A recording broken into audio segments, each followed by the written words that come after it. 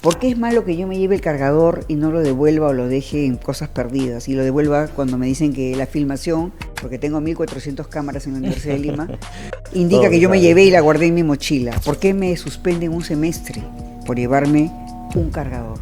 Porque te llevas un cargador o te llevas 1.000.000 de soles de Petroperú, es lo mismo.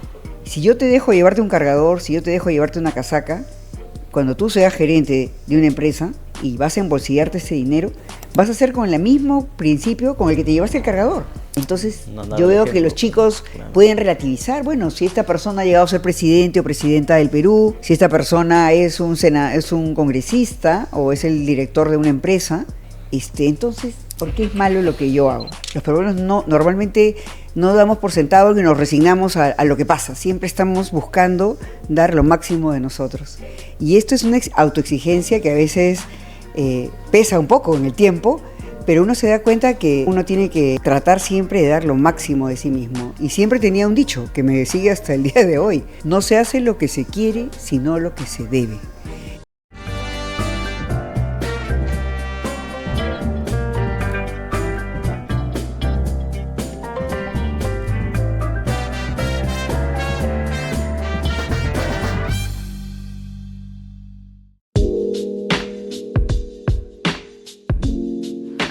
Hola Patricia. Bienvenido, Jimmy. Un gusto recibirte en la Universidad de Lima. Muchas gracias por recibirnos en una universidad que está demasiado hermosa. Te felicito. Aquí, este es un trabajo que ha comenzado el doctor Antonio Pinilla, nuestro rector emérito, y bueno, está después de 64 años, es la Universidad de Lima que estás frente a ella y que sigue cambiando.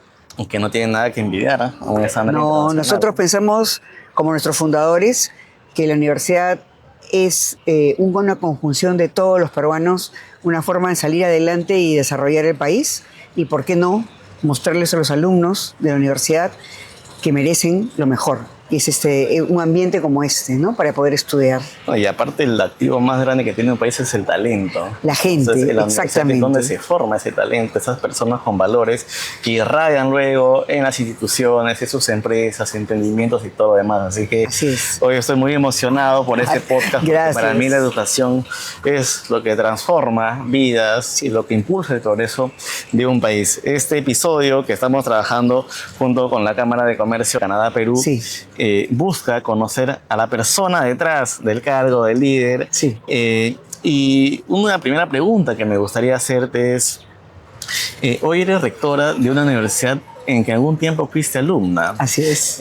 Si tuviéramos que recorrer tu historia, ¿cuál fue ese camino de aquella Patricia estudiante hasta convertirte en rectora de la prestigiosa Universidad de Lima? Bueno, yo comencé aquí como estudiante de economía, ingresé a la carrera de economía y fue un camino difícil. No había muchas universidades cuando yo entró, fue una competencia dura entrar a la universidad. Y yo vivía relativamente cerca. Yo he venido en moto, en mi Honda 70 y mi casco, durante mis 5 años de carrera. Y fue un trabajo duro, paso a paso. Fui aprendiendo de los profesores, de los compañeros. Y yo pienso que aprendí muchísimo durante mi época de estudiante.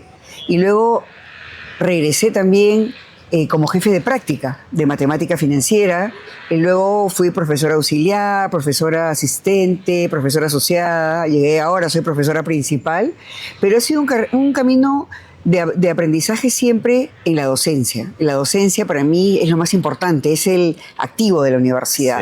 Yo hasta ahora sigo dictando clase, he entregado ya mis notas el día de hoy, pero me apasiona porque como tú creo que lo que el Perú necesita es impulsar más la educación y que los docentes sean docentes de vocación, de corazón. Y es algo que me levanta día a día y hace que yo quiera trabajar mucho en esta universidad para darle a nuestros alumnos lo mejor. Y ha sido un camino duro, no voy a decir que no, porque bueno, he hecho 2 maestrías, 3 maestrías, un doctorado, con una familia, con hijos pequeños, que bueno, poco a poco con la ayuda de mi esposo fuimos trabajando los dos. Por lo tanto, yo creo que es un camino compartido. Cuando una persona llega a una posición como esta, no es un trabajo solo, es un trabajo de equipo, familia y también colaboradores, ¿no? Vamos a conocer luego en la entrevista más a profundidad de cuáles fueron esas claves que te pidieron crecer, y también me gustaría conocer esta visión que tú tienes sobre el país y sobre la educación, que como hablábamos, pues es elemental en la transformación de un país. Sí, mira, yo he heredado esta vocación de mi madre. Mi madre fue profesora y siempre estuvo impulsándonos a estudiar, a aprender. Mi padre, ingeniero de minas, también muy exigente con los estudios. Él era muy orgulloso que era egresado de la Escuela Nacional de Ingeniería. La UNI. Y por lo tanto, la exigencia académica siempre existió en casa. Nosotros somos 5 hermanos, 5 egresados de la Universidad de Lima, que yo creo que hemos heredado a nuestros padres. Mi padre es de Ancash, mi madre es de Apurímac, y por lo tanto somos una familia también, que hemos venido de padres provincianos, emprendedores. En los años 60 se instalaron acá y nos dieron todo para poder llegar a este camino. Y yo me siento muy identificada por eso. Yo trato de ver siempre cómo la educación puede llevar a un camino que nadie puede esperar de uno. Y por lo tanto tengo mucho orgullo también de mis raíces.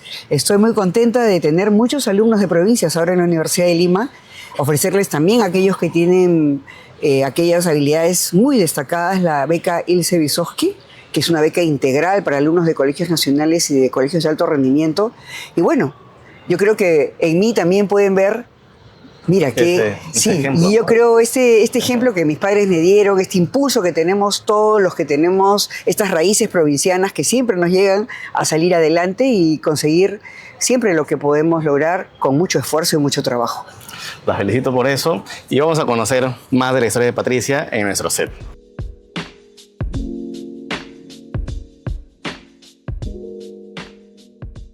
Bienvenidos a un nuevo episodio de Gurú Motivación, esta vez presentado por la Cámara de Comercio Canadá-Perú.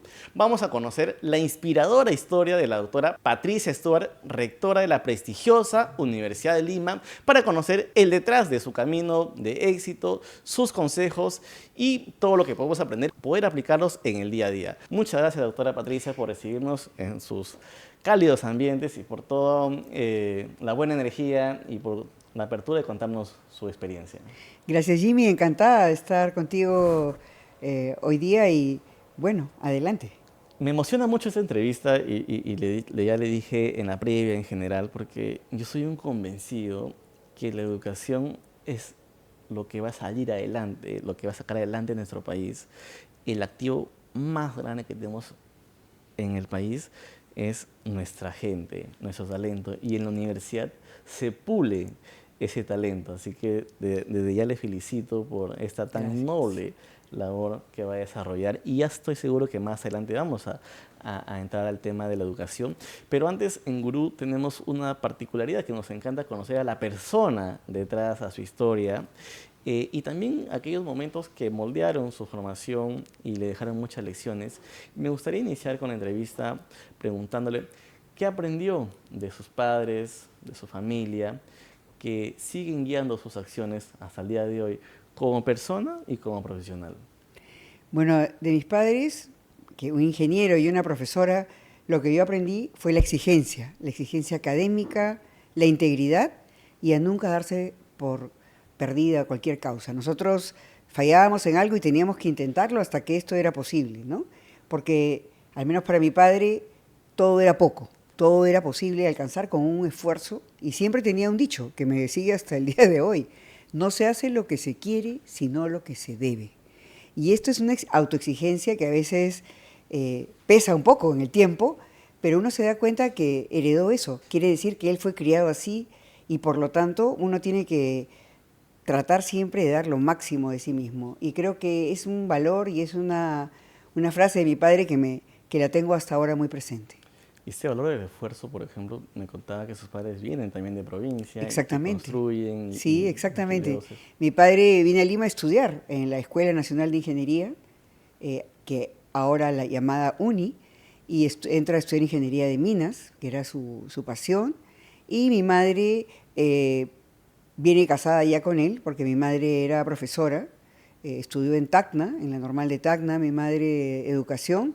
Y luego va por casualidad, mi padre tenía una mina en Apurímac y se conocen. Mi mamá había ido a saludar a sus padres y bueno, se conocen y terminamos acá, en Lima, donde nacimos todos los 5 hermanos, y 2 novias construyeron ya una familia.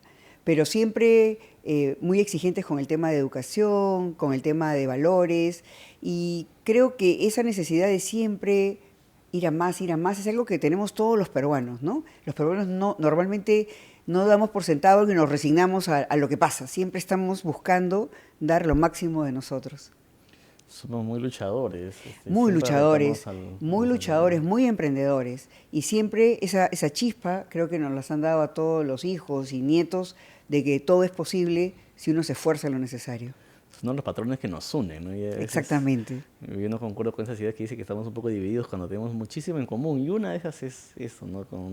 Todo el día trabajamos y construimos y además somos muy soñadores. Exactamente. Y empiezas a construir hacia adelante. Y ves que se puede alcanzar todo si uno da el máximo esfuerzo, ¿no?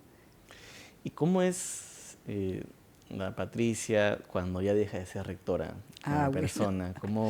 ¿Cómo te describes o te defines?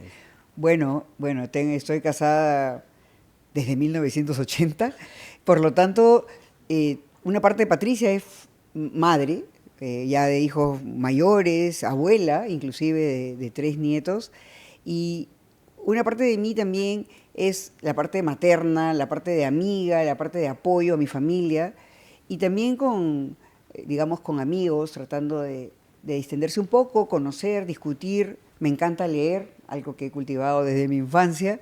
Leer, escuchar todo las noticias. Siempre soy una persona que le gusta estar al día, ¿no? Inclusive me acuesto a medianoche para escuchar las noticias del día siguiente de la BBC.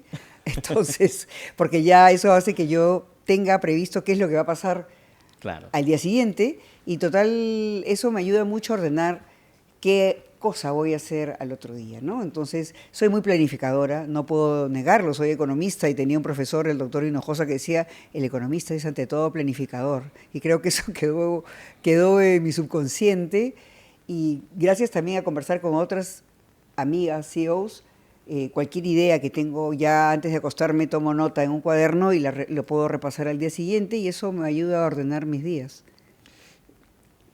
Comentabas en la previa que has estudiado bastante. Sí. Y claro, hay que ser bien estructurado, disciplinada para poder también a la par manejar. Sí, esa disciplina también la saca uno de casa, ¿no? Como mi madre era profesora, te imaginarás que con 5 hijos éramos un mini colegio, que cumplíamos horarios y hacíamos todo. Y yo creo que esa disciplina me acompaña y es una disciplina que me ha ayudado mucho a lograr, a tener 3 maestrías y un doctorado, y llegar a culminar el doctorado en la Universidad Nacional Mayor de San Marcos, que ha sido para mí un logro muy importante, en el cual he tenido compañeros de todas partes del Perú y de diferentes profesiones. Ha sido muy, muy enriquecedor para mí lograr también un título en los Estados Unidos de maestría y 2 títulos acá en la universidad. Y esta vocación de la docencia, que es una labor muy loable, porque como decía al inicio, pues moldean el talento que luego irradia en el país. La tuve su madre, que ella era educadora. Exactamente. O digamos que le... Sí. Bueno, del lado de mi madre. Mi madre le encantaba la docencia, y creo que eso ha hecho que todos tengamos esta chispa de que nos gusta enseñar.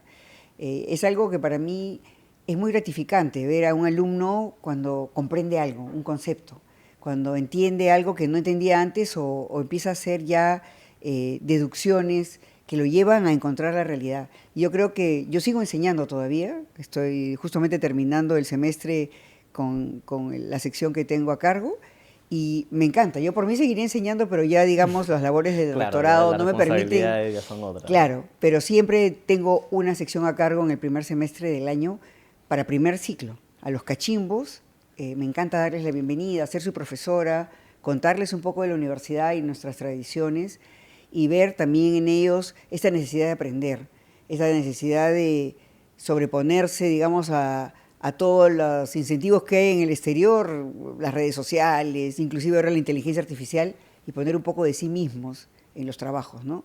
Enseñarles esa integridad ahora es muy importante, ¿no? Porque la tecnología absorbe casi todo el día nuestro, y lo que nos hace humanos es lo que más vale ahora.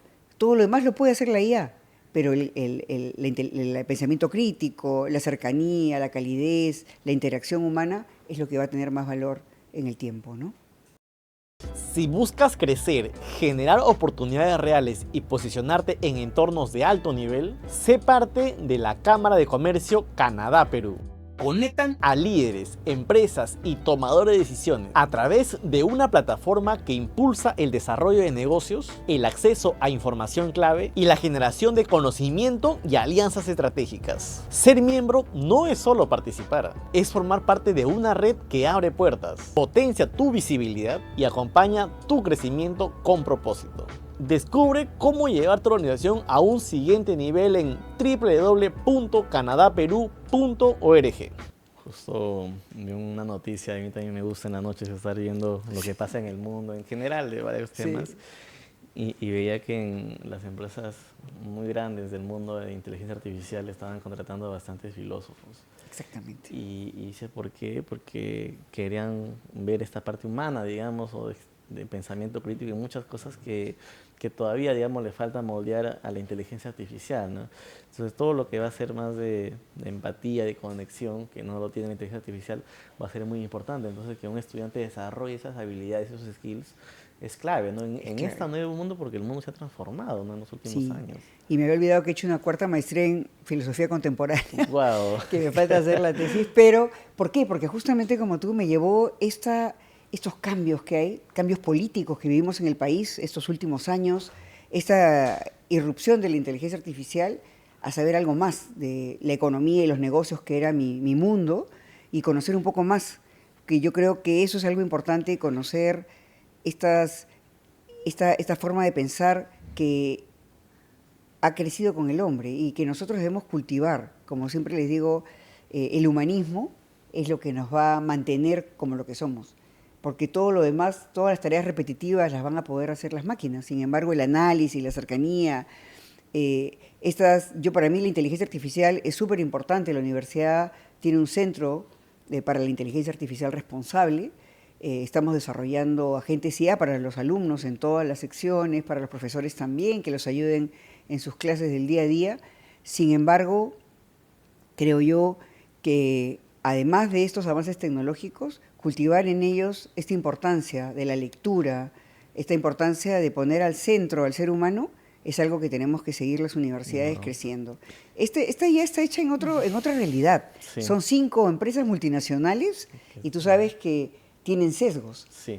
En cambio, el desarrollo económico, el desarrollo del ser humano no está como su principal motivación y somos nosotros los que tenemos que dar ese impulso. Y aparte hay algo bien importante porque parte de mi trabajo es estudiar el éxito en el Perú de historias reales. Yo identifico un patrón en las personas que logran, digamos, crecer a nivel empresarial o profesional y es este gran sentido de humanidad. Sí. Y entonces cultivarlo, desarrollarlo, pues es importante.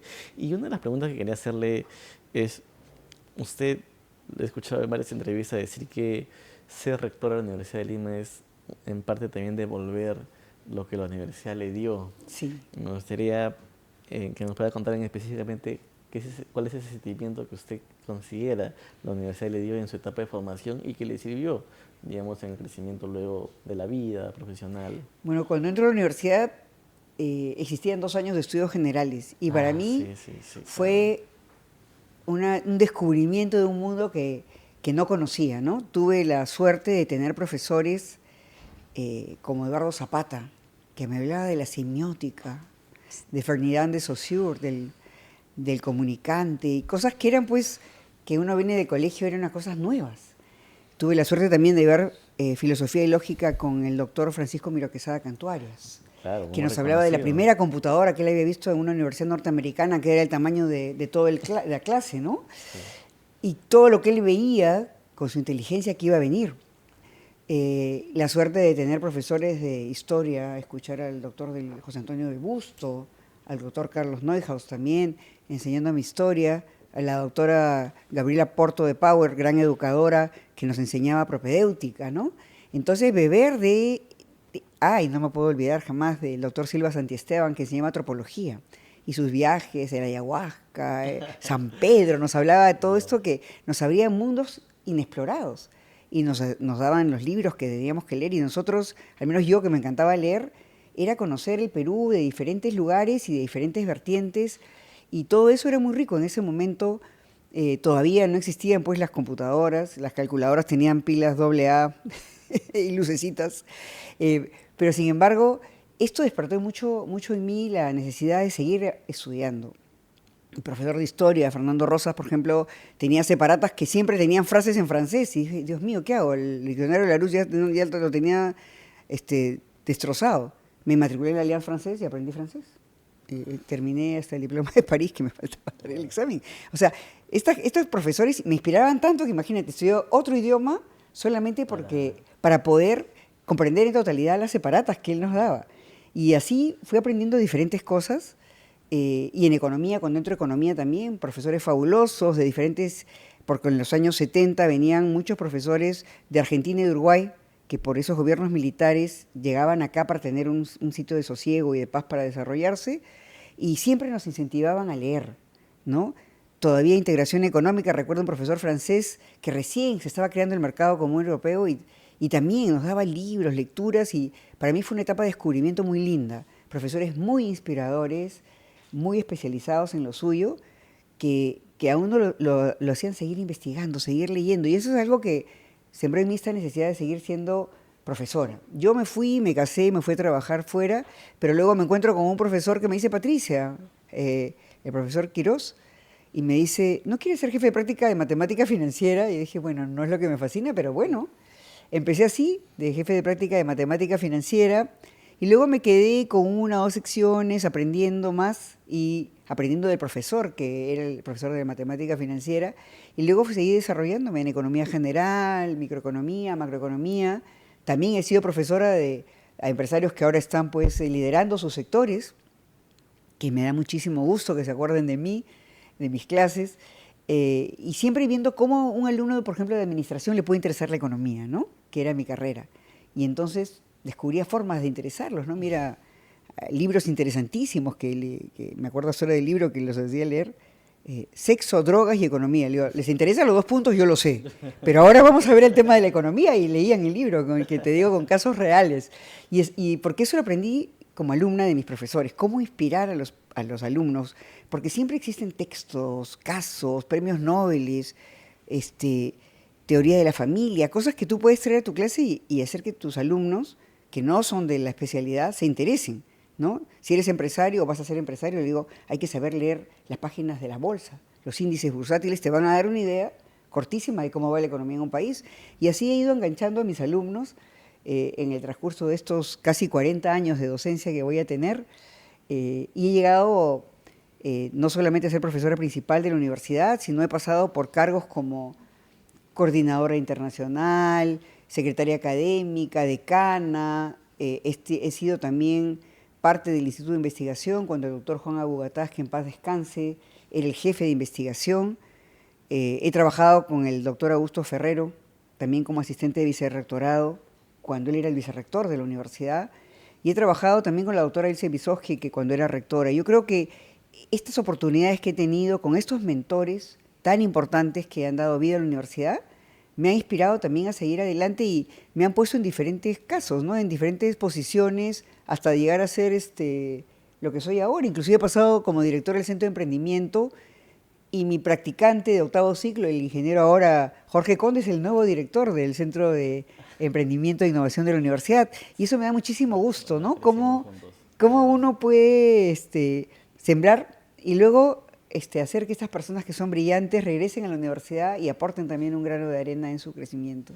Pero eso ese sentido de vocación, digamos, que despertaron en usted y también el interés que debe tener un alumno para temas que a veces, yo he sido estudiante y uno a veces piensa que es aburrido o no tiene tanto valor, ¿no? Entonces digamos, esa capacidad de un docente de despertar el interés a las personas y que luego uno le agradece, porque yo también en la universidad renegaba a veces mis profesores, pero luego ya cuando uno crece y lo ves esos temas en la vida real, dices, pues, no estaba tan equivocado mi docente, y con la experiencia pues uno debe aprender a escuchar, ¿no? Al menos es bien importante eso. Sí. Y una de las cosas que, en línea con un poco de eso, lo que me escribió de distintas iniciativas y puestos donde usted ha participado en la Universidad de Lima. Sí.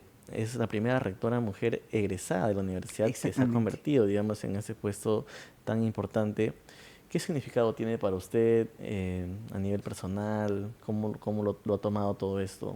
Bueno, cómo no, es un logro personal, Claro. un logro familiar, porque tú sabes que detrás de cualquier persona que logra esto hay todo un equipo de colaboradores, pero sobre todo hay una familia, siempre, en el caso mío, y yo creo que de la mayoría atrás, ¿no? El esposo, esposa, los hijos, todos han puesto un grano de arena porque esto ha requerido mucho esfuerzo, un esfuerzo personal y conjunto para lograr esta meta. Pero no solamente es un logro, sino al día siguiente se transforma en un compromiso. Claro. Bueno, tengo 5 años para transformar, para lograr que todo lo que yo pensaba que cuando era una profesora veinteañera de la universidad se puede lograr, ¿no? Porque hay una cosa que uno va aprendiendo, que es justamente la cultura, las personas, las que van a llevar a cabo todos estos sueños y planes de innovación, de adaptación a la inteligencia artificial, de crecimiento de infraestructura. Somos todos un equipo que tenemos que ir juntos. Y es algo que, digamos, se aprende con el tiempo y aprendes que es lo más difícil y te transformas en alguien que tiene que inspirar también a que dejar los moldes antiguos y embarcarte en un cambio porque para las personas es muy difícil dejar las zonas de seguridad que tenemos ya, dejar de trabajar como seguíamos trabajando y tomar en cuenta que la tecnología no nos va a reemplazar, que es el temor que hay en muchas posiciones, el temor a dejar la información que es tu campo, tu isla de dominio, y darla y entregarla a todos para que todas podamos compartir la información, ¿no? Después de tantos años acompañando a estudiantes, ¿hay alguna conversación particular que hayas tenido con alguno de ellos que nunca hayas podido olvidar? Sí, una conversación en particular con un alumno de ingeniería de hace más de 20 años. Yo veía que el alumno estaba en problemas, ¿no? Que estaba probablemente tomando un camino equivocado, porque yo veía que salía de clase, yo lo veía que estaba en un estado no normal en la clase y lo llamo a mi asesoría y le digo, ¿cómo estás? Yo veo en realidad que estás en un problema, le digo. Me parece que estás utilizando drogas, le dije. Y el chico se echó a llorar. No lo esperaba. Y me dijo, profesora, mi padre se va a morir, le han diagnosticado un cáncer al cerebro y soy el único hombre de la familia. Y no sé qué hacer. Y entonces yo le digo, hijo, tu padre, ¿qué espera de ti? ¿Qué espera un padre si se va a morir? Que tú heredes el negocio del padre y que tú seas la cabeza de esta familia. Este es un camino equivocado, porque siempre las drogas son el camino, la salida equivocada, ¿no? Habla con tu padre, con tu madre, habla con un psicólogo. La universidad, por ejemplo, siempre ha tenido un servicio psicológico.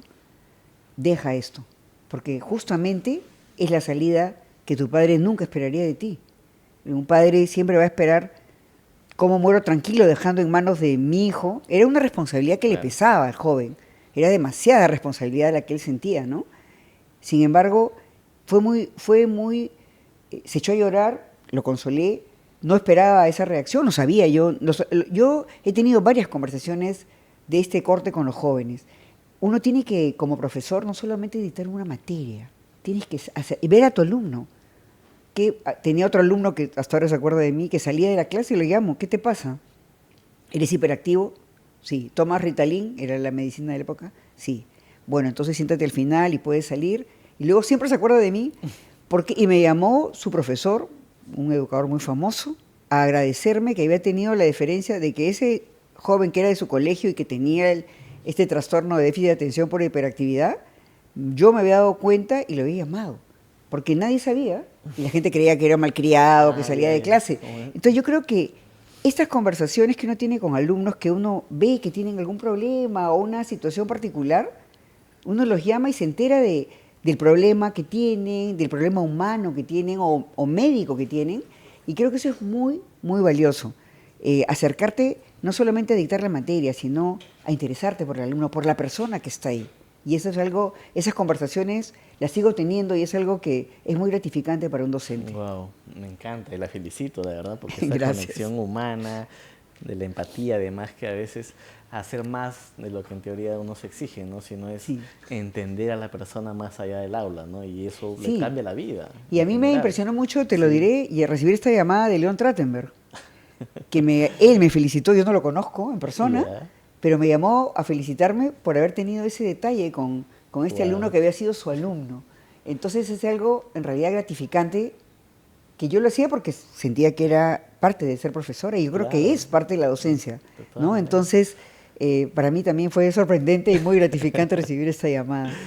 Nada, la felicito. Teníamos que hacer un ejercicio que cuando revisaba con el equipo las preguntas me parecía bien interesante. Si juntaras en una mesa a la Patricia, que fue estudiante, docente y rectora, ¿de qué temas hablarían? Bueno, yo creo que sería interesante, muy interesante ver esta Patricia en sus tres versiones. Yo creo que nunca he dejado de ser estudiante, como te digo. Claro. Me falta terminar la tesis de esta maestría en filosofía contemporánea, o sea que soy también un estudiante que le falta una tesis porque me gusta concluir todo lo que comienzo. Yo creo que sí, yo sigo siendo alumna, siempre soy una alumna que va aprendiendo algo, escucho algo y debo estudiar ese tema, debo llevar un curso de IA avanzado, debo hacerme un agente de IA, a pesar de la edad. Claro, yo la verdad es que me interesa mucho la tecnología.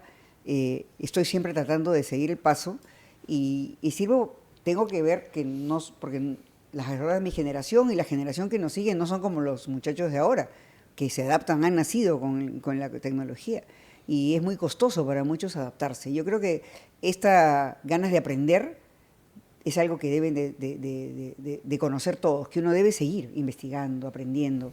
Entonces la Patricia, estudiante eterna, le diría a la rectora, ¿qué más has hecho? Hay cursos que te faltan dar, tienes que dar el ejemplo, tienes que impulsar el nuevo modelo educativo. O sea, la Patricia estudiante seguiría demandando a la rectora que ponga las pilas y siga avanzando. Y la Patricia, que me preguntaste, la otra Patricia, la profesora, que sigo siendo, siempre le parece que ha hecho demasiado poco por sus alumnos. Siempre me parece que debía haber preparado más o mejor, ¿no? Pero siempre les hablo a los alumnos lo que deben hacer cuando ellos lleguen a tener una posición expectante, ¿no? Y yo digo, mira, yo sigo dictando y sigo profesora porque bajo al aula, gotea el aire acondicionado, está sucio esto de acá, no funciona la computadora, vivo el día a día. La docencia es la vida de la universidad. Entonces, yo no quiero estar siempre en el 10º piso de una torre, sino quiero bajar, estar con los alumnos, con los docentes, comprar mi sándwich en la cafetería, hacer mi cola y conversar así con alumnos y profesores. Y eso me da muchísima visión y le digo, ustedes no se olviden de hacer esto cuando sean gerentes. Claro, ustedes no se queden en la torre, bajen, hablen con los que trabajan con ustedes, sean uno más.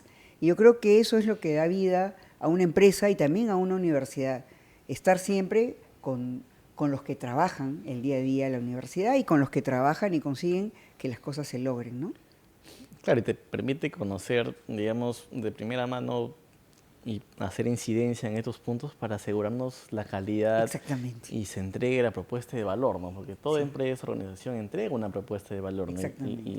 Y si hablamos en el tema de educación, yo creo que la responsabilidad es muchísimo más porque de nuevo estás formando el talento que va a venir a trabajar y a construir un gran país en general, ¿no? Y ahí me gustaría hacerle la siguiente pregunta, ¿no? ¿Cómo es ese reto de gestionar, digamos, una universidad que tiene miles de estudiantes? ¿Cómo es y qué retos tiene la educación, digamos, en estos cambios que van teniendo, ¿no? Cómo uno se va adaptando en general, ¿no? Y haciendo que el estudiante y no se pierda a la vez la esencia, ¿no? De por qué una vez fue fundada la universidad y el sentido de responsabilidad que tiene en la vida de las personas, ¿no? Yo creo que en esta gestión de mi gestión como rectora en la universidad, he traído nuevamente al frente de la universidad las ideas de los fundadores.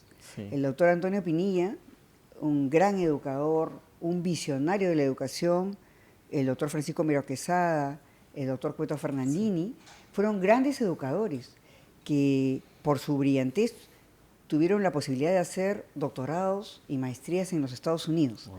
Con lo cual, cuando llegan a Perú en los 60 dicen queremos hacer una universidad como existen en Estados Unidos y traer toda la posibilidad de que tener egresados profesionales de la Universidad de Lima que colaboren con el desarrollo del país, que se empezaba en la industrialización en los años 60.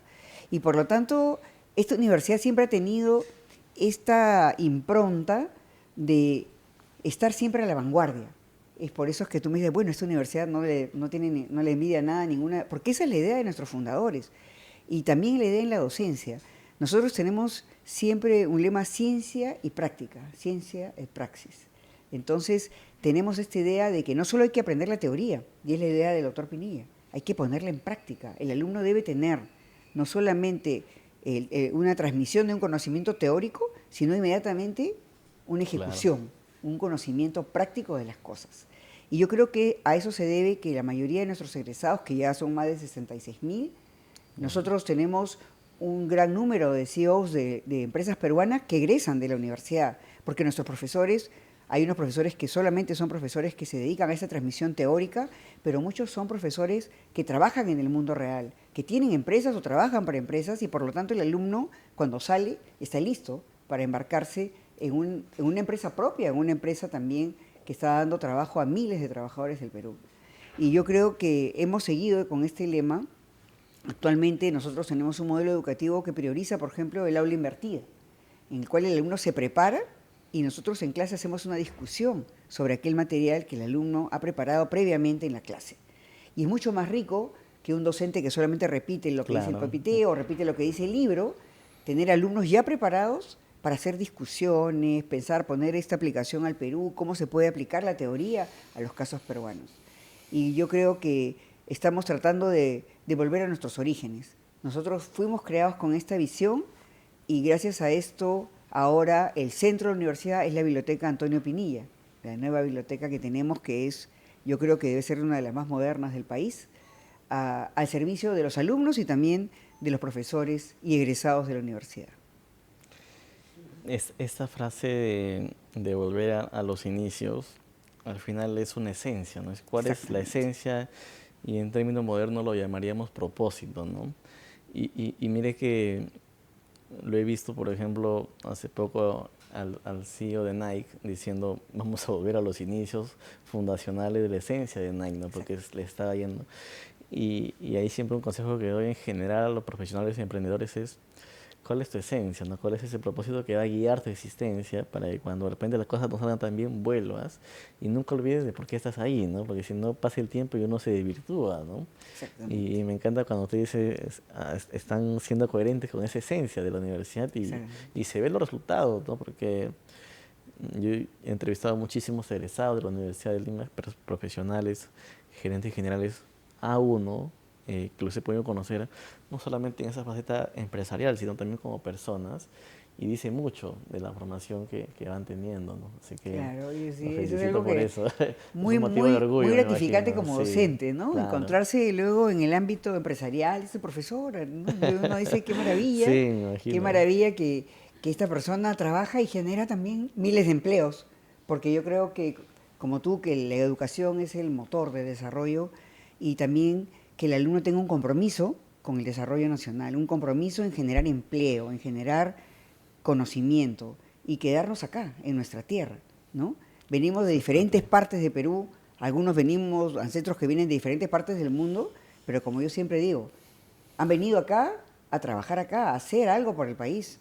Y siempre es importante que nosotros tratemos de mantener una estabilidad económica, un ambiente de optimismo, que creo que ahora estamos volviendo a tener, de cómo podemos colaborar y llevar a nuestro país a sitiales que se merece, porque somos el centro de América del Sur. Somos un hub que puede ser para la parte aérea, portuaria, y tenemos acá regiones riquísimas en todo lo que la naturaleza nos puede dar, y sobre todo, peruanos creativos. Siempre hemos sido y somos creativos. No hay un problema al cual no exista, mi padre decía eso también, todos los problemas tienen solución, menos la muerte. Pero buscar siempre la solución, ¿no? ¿Cómo podemos hacer algo con lo que tenemos? Y yo creo que eso es algo que no debemos perder, rescatar y inyectar digamos, volver a la innovación que tuvieron nuestros ancestros. Mira los incas, los preincas, todo lo que crearon de la nada es pura innovación peruana. Y yo creo que todos tenemos ese chip que debemos de aprovechar. Y históricamente tenemos fundamentos para sustentar que somos una nación talentosa. Sí. Y yo lo que siento en esencia es que tenemos que creernos la que somos capaces. Exacto. Y empezar a transformar. Los que lo han logrado están creciendo, están transformando, ¿no? Y la siguiente pregunta que me gustaría hacerlo, siempre lo he hecho también a los líderes que entrevisto, porque cuando uno empieza a liderar, tienes esa parte también bonita de la responsabilidad en general, pero también retos, ¿no? Que también te empieza uno a descubrir su personalidad en muchos aspectos. Y ¿qué decisiones difíciles le ha tocado tomar en la universidad y le han, digamos... Bueno, sí me ha tocado decisiones difíciles, tanto en el plano de decisiones de cambios de rumbo, ¿no? Claro. Yo, a diferencia de digamos, de antecesores, pienso yo siempre que la universidad siempre tiene que tener la línea en la que fue fundada. Una universidad con una visión de desarrollo nacional a través de la empresa, ¿no? Y siempre, digamos, con esa visión hemos crecido todos. Y yo creo que además hemos tenido el ingrediente humanístico, ¿no? Por los profesores que nos han dado toda esta riqueza cultural del país. Y yo creo que estamos también reforzando eso en nuestros alumnos. Y otro reto importante para mí ha sido el cambio de la infraestructura. Ahora mismo hemos decidido crecer y tengo que demoler los edificios históricos de la universidad, que claro, obviamente estamos teniendo todo el cuidado de guardar. Ahora gracias a la tecnología uno puede tener en 3D toda esta simulación, claro. Porque claro, el arquitecto Velarde es el arquitecto que diseña estos edificios en los años 60 y que estarás viendo que se van a demoler en unas semanas para dar paso a un gran complejo de aulas con una construcción moderna, diseñada por arquitectos en Boston, en el estudio Sasaki, que va a tener 54 aulas y dos auditorios y 7 pisos, y va a ser, digamos,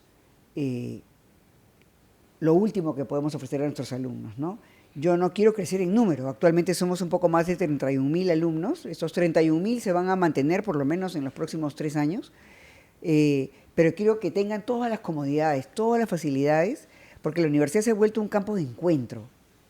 Después de la pandemia, los jóvenes, los adolescentes tuvieron muchos problemas emocionales por estar encerrados, estar frente a pantallas únicamente.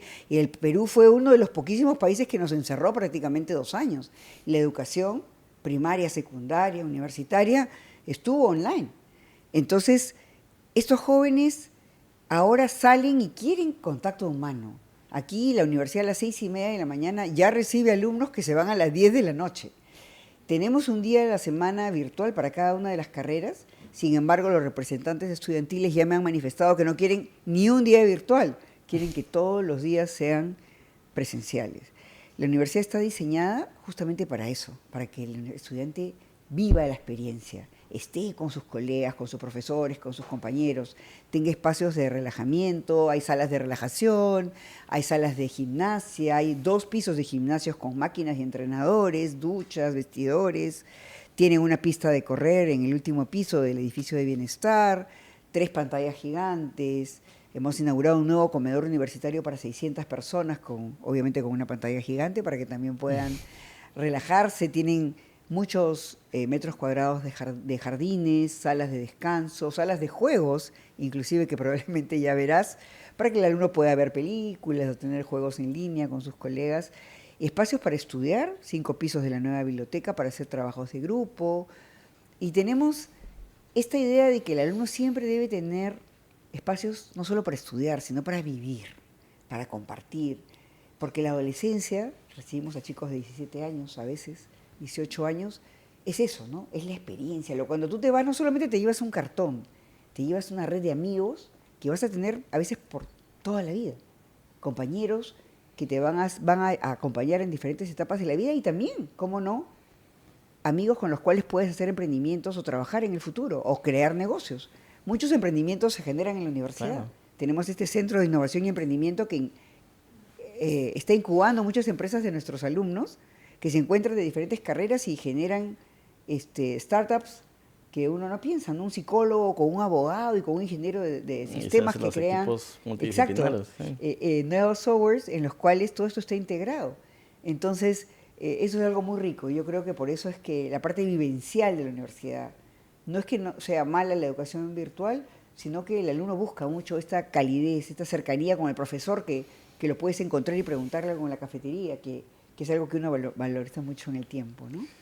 Y yo creo que más importante, conforme van avanzando los años, es esta visión, porque estamos en un mundo que cada vez se vuelve mucho más digital, los niños en el celular todo el tiempo en general, y este componente humanístico de poder interactuar de forma presencial, socializar, es clave para desarrollar esas habilidades que más adelante son fundamentales en el crecimiento tanto profesional como empresarial, ¿no? Entonces, claro, esa decisión de cómo se moderniza, digamos, en términos simples, la universidad sin perder la esencia para estar acorde, digamos, a los nuevos estándares globales en general de educación, ¿no? Por eso cuando le decía no tiene nada que envidiar a una universidad del extranjero, que es posible, ¿no? Es posible. Entonces, pues, le felicito de nuevo. No, bueno, es posible porque en la de Lima, la Universidad de Lima es una universidad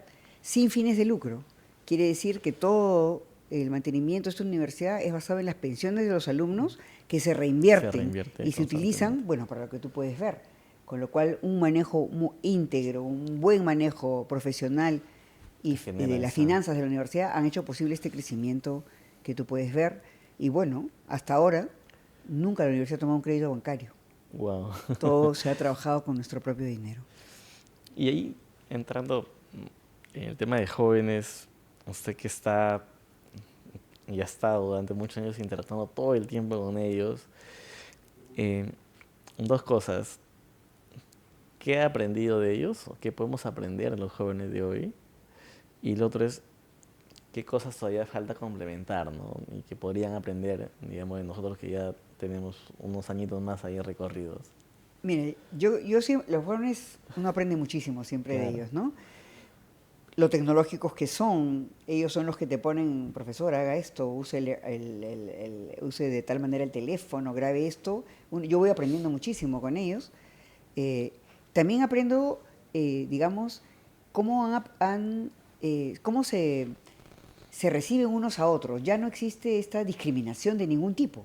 Son totalmente abiertos, ¿no? A cualquier alumno, compañero, ¿no? Sea de donde sea, digamos, ellos sean como, digamos, menos expresivos, pertenezcan a comunidades como la LGTB, estén embarazadas o no. Todos forman una unidad. Nadie, al menos veo eso, diferente a las generaciones anteriores, la facilidad de comprensión y de aceptación de los alumnos, ¿no? Y eso es algo muy bueno, que uno debe aprender a, digamos, a hacer así, integrarse fácilmente, no hacer discriminación de ningún tipo.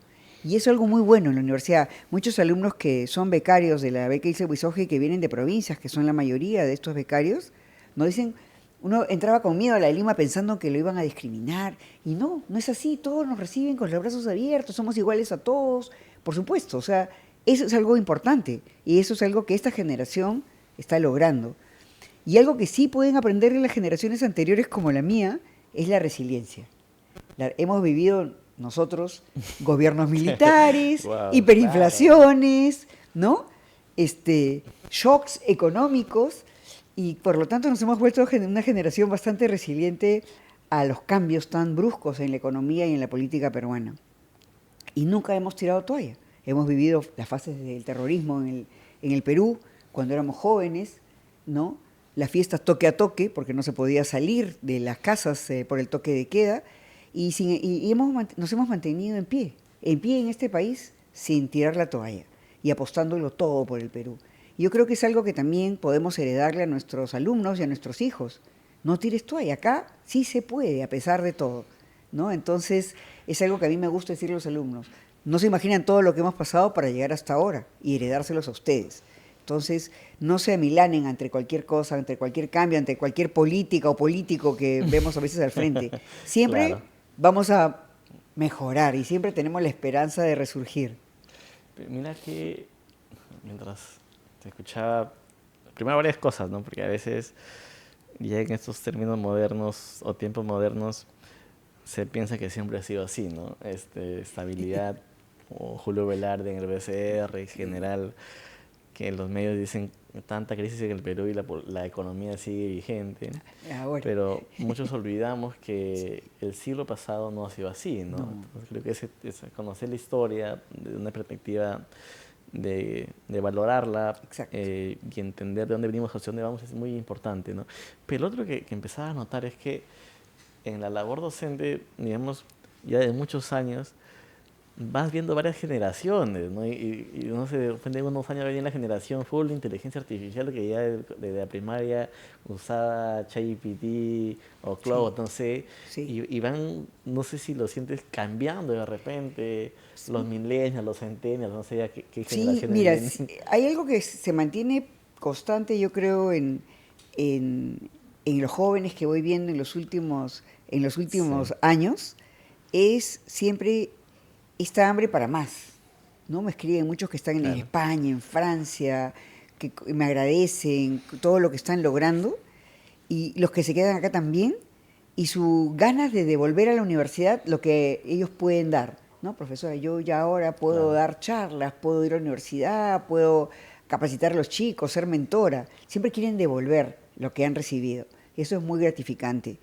Pero sí veo la diferencia en los chicos que andan todo el día utilizando la inteligencia artificial.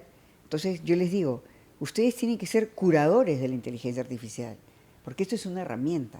Si uno, y hay muchos profesores que lo hacemos así, bueno, utiliza Claude, utiliza ChatGPT, utiliza DeepSeek, pones la pregunta, hace prompt y analiza las respuestas. ¿Cuál es la mejor? ¿Cuál es la peor? ¿No? ¿Qué le falta a una? ¿Qué le falta a otra? Porque la verdad es que ellos van a salir a un mundo en el que van a trabajar con la IA, ¿no?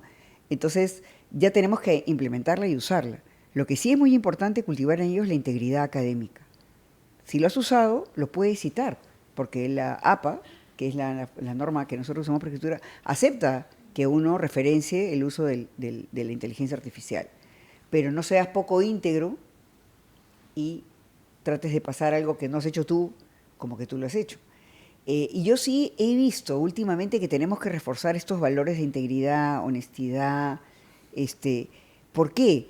Hemos sufrido en los últimos 10 años, yo creo, un problema de integridad y de ética que los políticos que están al frente del país no lo han demostrado como un valor importante. Entonces, yo veo que los chicos pueden relativizar, bueno, si esta persona ha llegado a ser presidente o presidenta del Perú, si esta persona es un congresista o es el director de una empresa, ¿no? Entonces, ¿por qué es malo lo que yo hago, ¿no? Entonces la de Lima sí se ha vuelto bastante fuerte en este tema, ¿no? ¿Por qué es malo que yo me lleve el cargador y no lo devuelva o lo deje en cosas perdidas y lo devuelva cuando me dicen que la filmación, porque tengo 1400 cámaras en la Universidad de Lima, indica que yo me llevé y la guardé en mi mochila? ¿Por qué me suspenden un semestre por llevarme un cargador? Porque te llevas un cargador o te llevas 1.000.000 de soles de Petroperú, es lo mismo, ¿no? El principio es el mismo. A veces dice, pero ¿por qué es tan...? Porque es que es la integridad, es la honestidad, ¿no? Si yo te dejo llevarte un cargador, si yo te dejo llevarte una casaca, cuando tú seas gerente de una empresa, especialmente si eres que tienes plata del Estado, que es la de todos los peruanos, y vas a embolsillarte ese dinero, vas a hacer con el mismo principio con el que te llevaste el cargador, ¿no? Sí. Entonces, tenemos muchas quejas. El presidente, no, pero ¿por qué y ahí digo, con razón, ¿por qué lo suspendes un semestre sin matricularte? Te hago perder un ciclo de carrera. Y es así el castigo, porque no es el tamaño, es el hecho, ¿no? Y eso lo estamos reforzando muchísimo, ¿no? ¿Por qué si yo tomo una foto a alguna persona que no tengo yo la autorización y luego la critico en las redes, me estás castigando de esta manera, ¿no? Porque es la privacidad, es el respeto al otro. ¿Por qué yo voy a utilizar su imagen y luego en las redes decir que estás gordo, flaco, se te ve mal o no sé qué? Entonces, yo creo que esos principios ahora con las redes sociales, con el ChatGPT, con todo, es lo que tenemos que poner en marcha, ¿no? Porque el uso de esta tecnología también requiere integridad, requiere honestidad, y requiere humanidad. Entonces, nos hemos puesto fuertes también en todo esto, en estos temas de valores, porque esta política peruana nos ha hecho, lo que yo veo, cómo ha hecho que las cosas ya no sean blancas o negras, sino que la honestidad tome una gama de grises. ¿Por qué? ¿Qué pasa con nuestros políticos? ¿Dónde están nuestros últimos presidentes?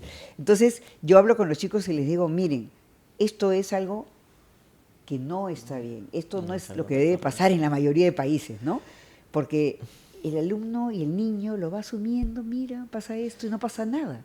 Ya para ir terminando la entrevista tengo 3 preguntas más, y la primera que me gustaría hacerlo es, de cara a este rol de la vinculación entre la universidad, la empresa, el Estado, una correcta articulación, ¿qué visión nos puede dar de los próximos 20 años del Perú de repente, ¿no? Porque usted comentaba en la entrevista, que yo concuerdo con eso, que tenemos, por nuestra ubicación geográfica, muchísimas oportunidades.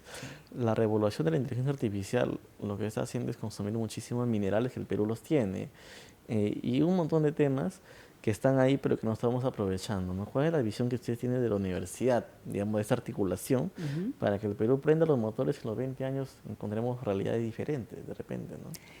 Bueno, yo pienso que el Perú sigue cambiando, como ha cambiado, ¿no? Actualmente, por ejemplo, a comparación de la época en que yo entro a la Universidad de Lima, actualmente el 70% de nuestros alumnos pagan la categoría más baja en la universidad. El 70% de nuestros alumnos vienen de Lima Norte, de Lima Sur, de provincias, y es algo que enriquece muchísimo. Este es un crisol digamos, de peruanos que se forman y se educan de una manera homogénea. Y yo pienso que en los próximos 20 años, y espero no equivocarme, el Perú ha vuelto a retomar una senda de crecimiento a partir del 28 de julio que teníamos siempre, ¿no? Que hemos tenido siempre. Nosotros hemos sido un país y seguimos siendo un país muy trabajador.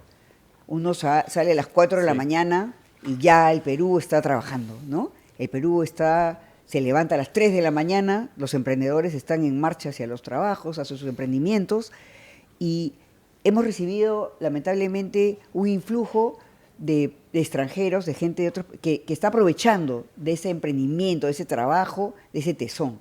Nosotros necesitamos primero seguridad para seguir trabajando y seguir desempeñando nuestras labores sin pensar que nos puede pasar algo cuando salimos de nuestros hogares. Necesitamos también que el Perú siga y aumente su inversión en educación. La educación pública debe de ser una educación. Yo sueño con que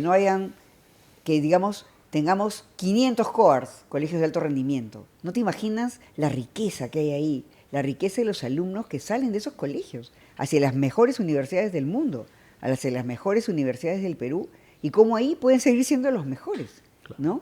Chicos que tengo, por ejemplo, un chico que para mí es un ejemplo, que es el primer puesto de la primera promoción de la beca Ilse Wisowski, entró en primer puesto a Ingeniería Civil. Ese chico había sido campeón olímpico de matemáticas a nivel nacional. Wow. Es ahora el primer puesto de su carrera de Ingeniería Civil desde que ingresó hasta el 6º ciclo. Ponderados de más de 19, cuando es una carrera dificilísima, ¿no? Obviamente.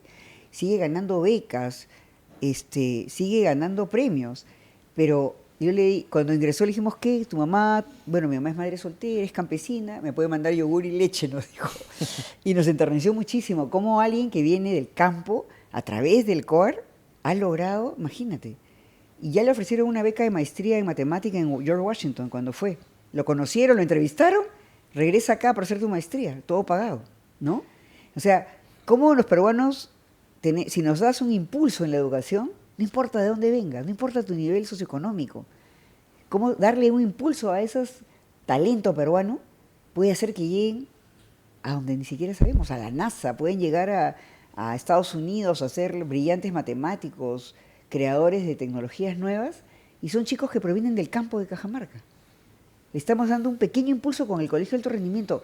¿Cuántos talentos no son aprovechados porque el Perú no invierte en una educación pública de calidad? La educación privada también de calidad puede poner el hombro, como lo estamos haciendo, y que no soy la única universidad que lo hace. Estamos viendo ahora, por ejemplo, ahora mismo, muchas universidades del consorcio de universidades sin fines de lucro. ¿Cómo hacemos con nuestros alumnos de de Pronavec, que los están dejando en el aire. ¿Cómo vamos a ayudarlos para que sigan? Entonces yo creo que el compromiso, el Perú yo lo visiono como un país emprendedor, con seguridad, con talento, con inversión en educación y con compromiso para el crecimiento. Y yo creo que la Universidad de Lima va a seguir creciendo en ese sentido y yo espero ver esto en 20 años y ver que mi país es la potencia que fuimos siempre, la potencia que éramos, aunque dirán es un sueño antiguo, que fuimos en el Imperio Incaico, fuimos la potencia de Sudamérica y la potencia de Sudamérica que es a lo que estamos llamados a ser en el futuro. La verdad que si continúo con este tema del país, podemos pasarnos un día entero conversando, porque a mí me encanta, y a mí también. Y ya seguro va a haber otras oportunidades.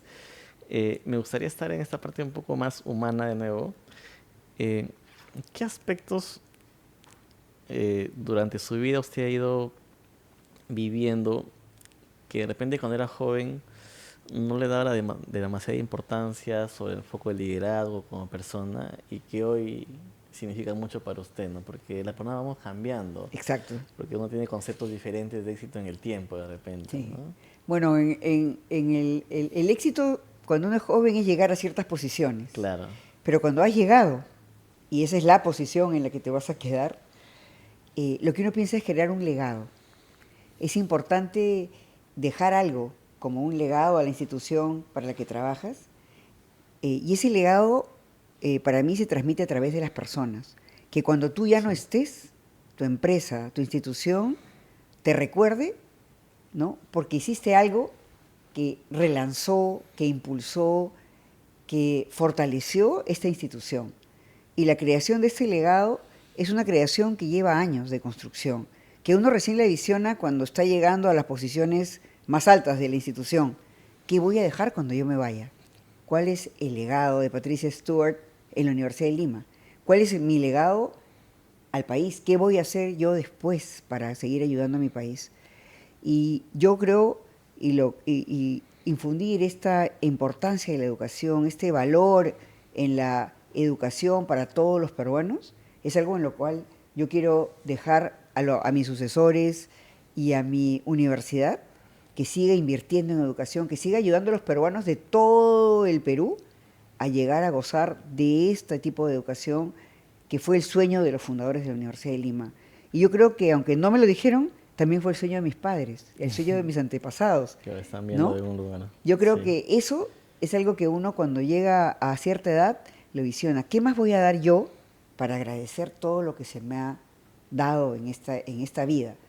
Y una visión mía es seguir educando. Cuando yo ya no esté en la universidad, y es un sueño que tengo desde hace muchos años, yo iría a provincia a enseñar. Y no en las universidades necesariamente, en los colegios, porque me fascina despertar esta sed de aprendizaje en todos, y especialmente en los más pequeños. Yo creo que un profesor en el colegio es una guía que uno siempre tiene, ¿no? Se acuerda siempre del profesor de educación cívica, del profesor de matemática, el profesor que te hizo ver esta chispa de a dónde te puede llevar el aprendizaje, y que yo tuve la suerte de recibir de mi madre, que era mi primera profesora. Entonces, es algo que me encanta y yo seguiría haciendo hasta el final de mis días, seguir involucrada en la educación del Perú. Me encanta. ¿Y qué significa para usted educar bien a una persona? Primero los valores. Primero es educarte en los valores, en los valores y en el orgullo de ser peruana, en el orgullo de todo lo que tu país ha construido desde hace miles de años y que hace que tú seas peruano, y que ser peruano es un orgullo. Y es algo que yo aprendí mucho de las monjas mexicanas, que fue el colegio donde yo fui. Qué orgullo tienen los mexicanos de ser mexicanos, ¿no? Qué orgullo tienen de lo suyo, de su sangre azteca, ¿no? De su sangre que los llevó a donde ellos también fueron un gran imperio, un gran virreinato como nosotros, ¿no? Porque fuimos un imperio, no fuimos un virreinato fuerte, pero ese orgullo de nuestra sangre, de lo que hemos construido como peruanos, es algo que es importante infundir a todas las generaciones. Y es algo que, gracias a Dios, yo sí recibí en mi familia, este orgullo. Soy peruano y debo llevar el nombre del Perú siempre en alto. Me encanta. Orgullo peruano. En general, yo siempre digo, también hay que pasar orgullo por nuestro talento. También, pero es parte de ser peruanos. Sí. Los peruanos tenemos que creerlas, como dices tú, somos talentosos, somos creativos y somos siempre resilientes. Y muy solidarios, además, También. a pesar de que dicen que no. Somos Cualquier muy cosa, acá también es una cosa maravillosa, por eso te digo, tenemos eso en la sangre. Somos siempre Mita, Minca, Aini, ¿no? No mientas, no robes. Esas cosas están dentro de nuestro ADN, el ADN peruano. Y si tuviera que dar consejos a los jóvenes que nos están viendo, que todavía sienten que tienen mucho espacio por ganar, de alguien que ya recorrió un camino, que constantemente también interactúa con ellos, ¿qué consejo le daría a los Yo le diría, gasta tiempo en conocerte a ti mismo, disfruta de tus años en la universidad, porque es el sitio donde vas a conocer y vas a tener tiempo para aprender todo lo que tú quieras, conocer a toda la gente que quieras, viajar. Coge tu mochila, conoce el Perú, como siempre les digo, conoce el Perú primero, conoce a tus vecinos, ¿no? Disfruta de la juventud aprendiendo, conociendo, viajando. Yo le digo a los padres, no sabes lo importante es que los hijos viajen, conozcan otras realidades, no solamente en el exterior, sino en nuestro propio país. Y además, yo les diría, aprende, estudia tu historia, porque el que no estudia historia está condenado a repetir los errores del pasado. Sí. A mí me encanta la historia desde que era estudiante escolar y yo creo que eso nos da también ese sentido de orgullo, de pertenencia, ¿no? Conocer nuestra historia y sentirnos orgullosos de lo que somos. Me encanta. Y este tema también de cómo uno mantiene los valores como un principio de vida en general, ¿no? Uh-huh. Cuando va creciendo, va trabajando. Cómo se crea reputación, ¿no? Cuando uno, a veces dicen, cuando sale de la universidad, a veces no tiene mucha experiencia, porque recién está formando. Lo Exacto. Que tú tienes es tu reputación que te precede, ¿no? Y ahí Exacto. Un amigo me decía, tú tienes que crear constantemente tu pasado, ¿no? Y es lo que habla por ti en general, ¿no? Y que sí. Los chicos lo tengan bien claro de los jóvenes que están ahí. Es exactamente. Yo cuando ingresan les digo, ahora tú estás solo. Tu hoja de vida comienza hoy. Todo lo que hagas, la fama que te hagas tú, es parte de ti en el futuro. Luego, cuando busques un trabajo, cuando quieras pedir un préstamo, la gente va a preguntar por ti y se van a acordar del estudiante, ¿no? Y eso ya es tu responsabilidad y no de los padres. Yo creo que es importante hacer hincapié en eso. Pero también la universidad ayuda a los jóvenes en conocerse, en encontrarse, en saber quiénes son y hacia dónde van. No, le agradezco mucho por la entrevista, de nuevo he aprendido un montón y sobre todo me voy con muchísimo optimismo por el enfoque que ustedes están teniendo sobre cómo con la inteligencia artificial y todo lo demás enfocarse en el componente humanístico de la persona. Exacto. Eso es clave, ¿eh? Y no sé si todas las universidades están haciendo eso, pero deberían abordar justo en este momento que es donde se está haciendo toda la disrupción. No sé si quiere dejar algunas palabras finales para nuestro querido público que nos está viendo de todos los países o en general. Bueno, yo creo que mi mensaje es de optimismo. Nosotros tenemos que mirar el futuro con optimismo. Tenemos que seguir trabajando para dejar a las generaciones que siguen un Perú más fuerte, un Perú más unido, un Perú con un objetivo de crecimiento y de desarrollo que nos lleve a cumplir los sueños, digamos, yo creo que de todos los peruanos que nos han antecedido.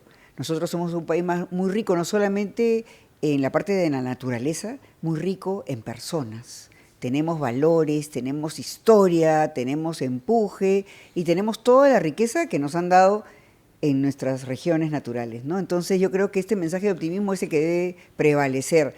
Todo va siempre para mejor. Nosotros hemos superado etapas difíciles y los peruanos siempre hemos ido para adelante. Yo nada más que agregar, solamente decir, viva el Perú, sigamos construyendo, sigamos creciendo y creamos y soñemos en grande siempre, ¿no? Que es la gran reflexión. Ramón Barúa, que ya no está con nosotros, hablaba mucho, ¿no? Del activo más grande que tenemos es nuestra gente, ¿no? Las personas construyen grandes sociedades, grandes corporaciones, así que los animo siempre a seguir creciendo.